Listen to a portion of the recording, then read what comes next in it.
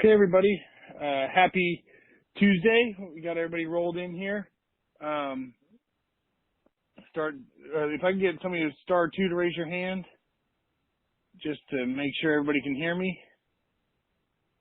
All right, we got you. Thank you, Joe. Put your hand down. If you have a question, go ahead and throw it back up there. So sorry we missed last week, but we had an issue, and so we're here this week and ready to rock and roll on it. We got a ton of cool stuff going on between sales and everything. We're still going really strong in sales going into the end of the year. I think we had 8 or 9 closings in September, and we were already teed up to have, I think, 11 in October. So that's really good for this time of year for us, especially how difficult it's been for us to get inventory. So we're still pressing forward and getting what inventory we can, when we can, how we can, land, mobiles, everything.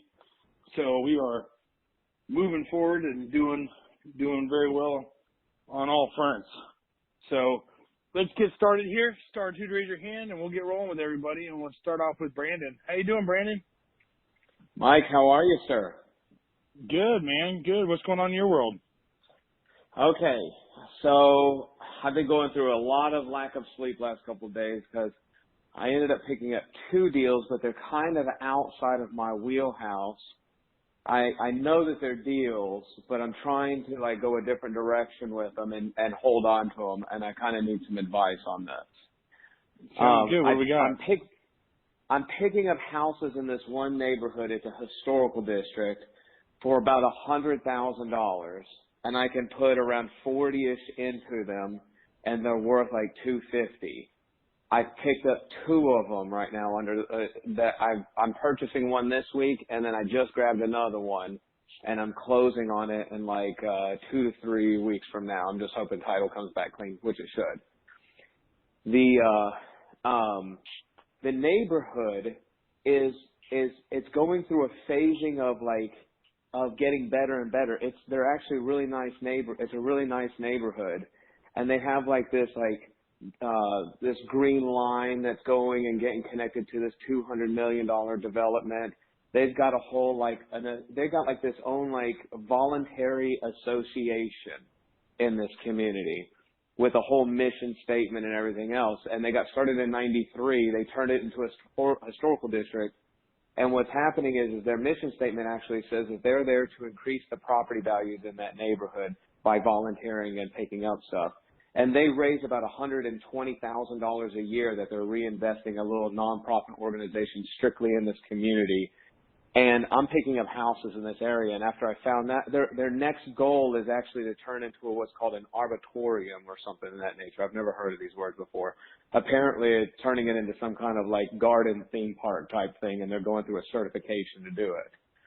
And they're in the phasing of doing that. Well, then all of a sudden, I'm like, I want to hold on to these things.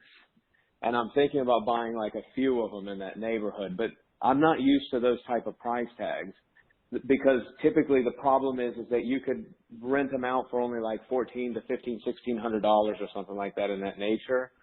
But I can be into them for $150, but they sell at $250. So they don't really make great investments if you're buying retail, on some of my other investments that I get that are $60,000, but they rent out for $650.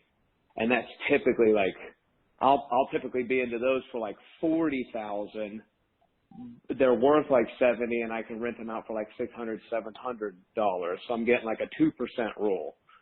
So I'm not really used to these numbers, but I feel really comfortable about these price tags. And I'm just kind of needing some advice. I hope I know I've been taking a lot of time, but I was just trying to give you No, you're good. You're good, man.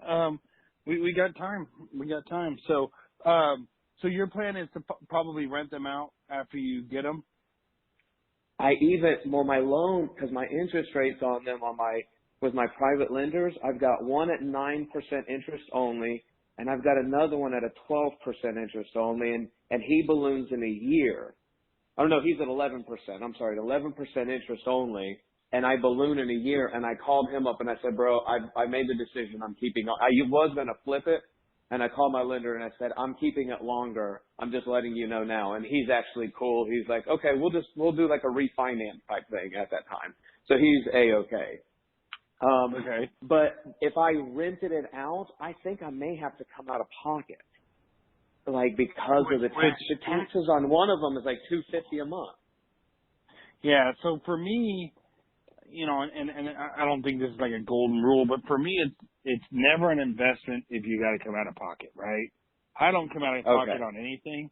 It's just kind of my own personal golden rule, because you do that too much, or I like this area, and then the next thing you know, you're coming out of pocket on like 10 of them. You're like, what am I doing, man? You know? And you have a bunch of equity stored up, but you're pissing it all away, right? You're putting it all back in. So, right.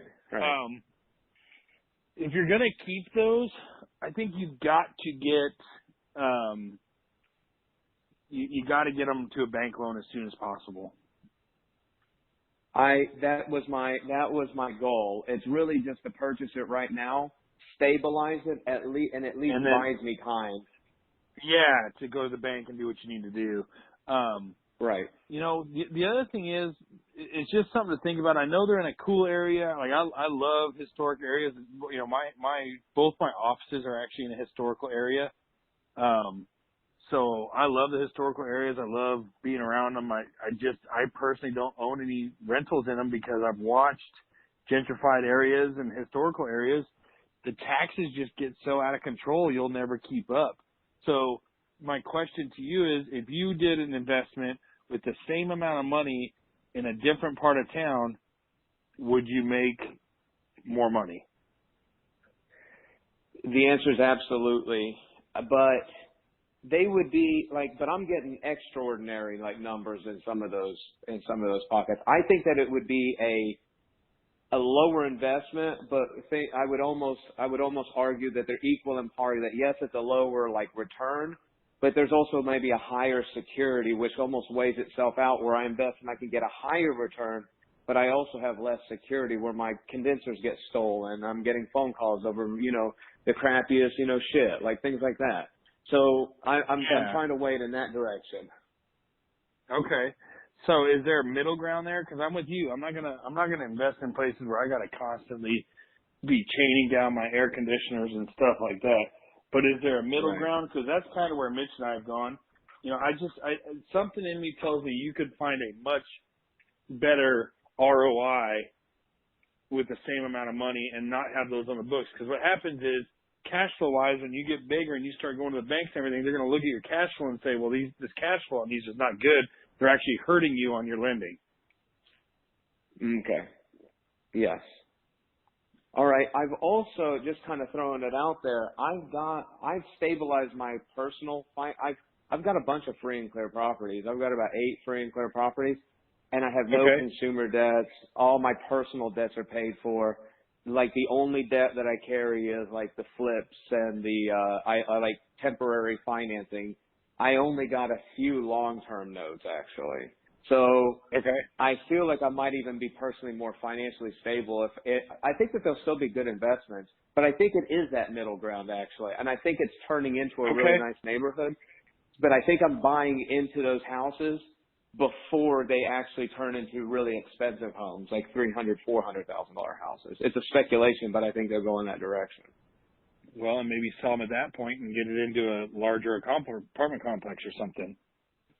Yeah, exactly. I just want to have some like medium to long-term investments that I'm hedging some leverage, and I'm phasing into that direction is what's happening, and I'm choosing the direction of maybe some nicer neighborhoods for those. Okay, so one thing I would tell you is don't mess around. Get different debt on those as soon as possible, because I watched a friend mess around back in '08. He had a whole bunch of stuff, and it was always, I'll get around to refinancing, and the crash hit, and it took him another 4 or 5 years to get him refied, and it almost sunk him because he did not refi a lot of his stuff fast enough. So just try to get that stuff refied as quickly as you can. Gotcha. Okay, that's my goal. I mean, one of them I'm trying to refinance in 6 months, and I don't know how my second one's going to go. I've bought over 200 houses, and I've never used a bank loan. It's like my kryptonite. It's just the thing I just don't know that well because I get private financing, seller financing. And I hate that stuff, man. I hate dealing with the banks. It sucks. The other thing you could look at is go get a line of credit on your free and clear stuff and put them on a line of credit, man. Your interest rate will be half of what you're paying.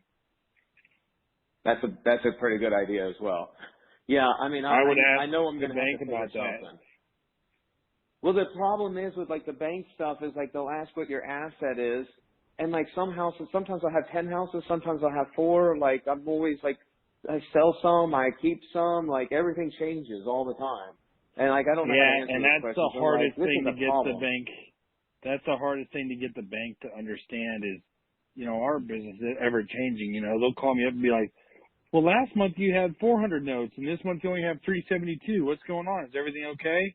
It's like, yeah, you know, some paid off this month. And next month I'm going to have 420. You know, I mean, what's wrong with you? Right. You know, so to get them to understand it is hard. So I definitely I feel your pain on that stuff. Yeah. So it's just a new process for me, and I'm like, you guys are the only ones I can come to, and like I immediately ask because I just feel like it's important for me to know from somebody like you. So Mike, thank you so much for giving me the time to talk about it. I really appreciate it. Absolutely, man. Good luck with them. Absolutely. I'll keep you informed. All right. Sounds good, man.